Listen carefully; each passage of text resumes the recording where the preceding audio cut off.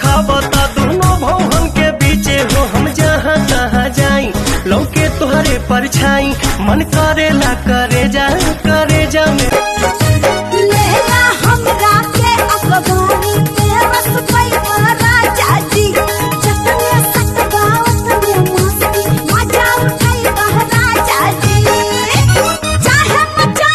ले आवई मदन हरदिया पिया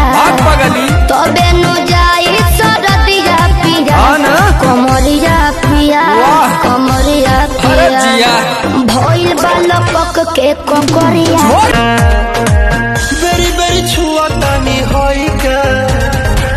बेरी बेरी छुआ तानी होई का हे राजा तू तो जवान हो लइका हे राजा तू तो जवान आ देखे बूढ़ा बसे आन सिटी जोरा मारे अरे का बुझला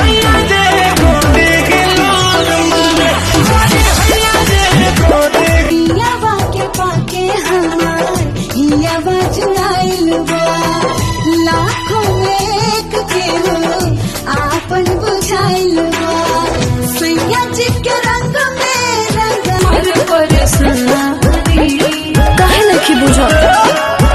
सिंगल पलंगिया पर डबल पदन चाहनी काटन हमें ऑनलाइन लो अब न करब गम में डूबल पानी धोखा खा के ऐसा क्या मुझे एक हाँ मुझे एक आई जवानी के मौसम यही समय में रानी जी महाजा हमारे चला चल के संगे मकैया में रानी जी महाजा हमारे चला चल के संगे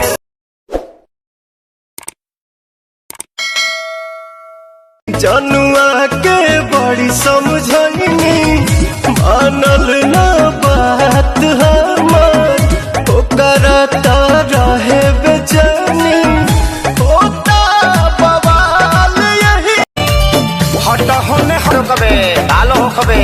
साहेब दी दवाई बहुत भइल टेंशन बा तू को मरस प्यार करिलू यही से भइल रिएक्शन बा तू को मरस प्यार करिलू यही देखा बरसाता बरखा के पानी दोनों जानी के भीगे जवानी वो देखा बरसाता बरखा के पानी दोनों जानी के भीगे जवानी होई बंगाल के हम बड़का रसीली जेकरा में दम होई उहे कुछ पानी दूर से खाली निहारत रही हो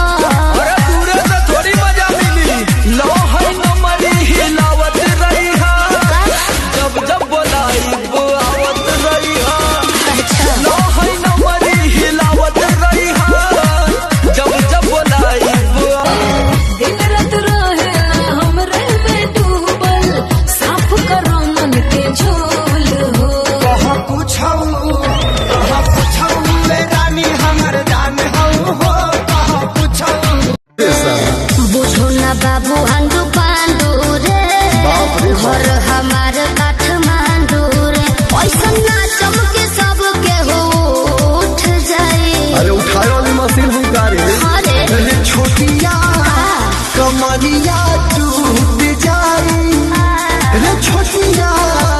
कमरिया टूट जाई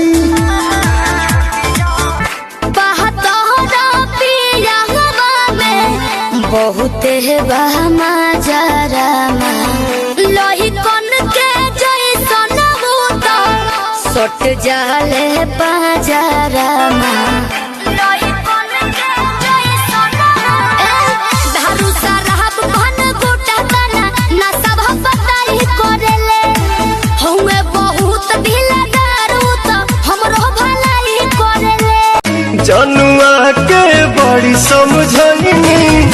मानल ना बात हमार ओकरा रहे बेचैनी होता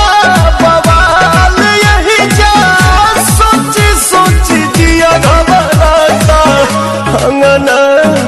गहना पायो छत छिटाता दुआरा मजनुआ पिटाता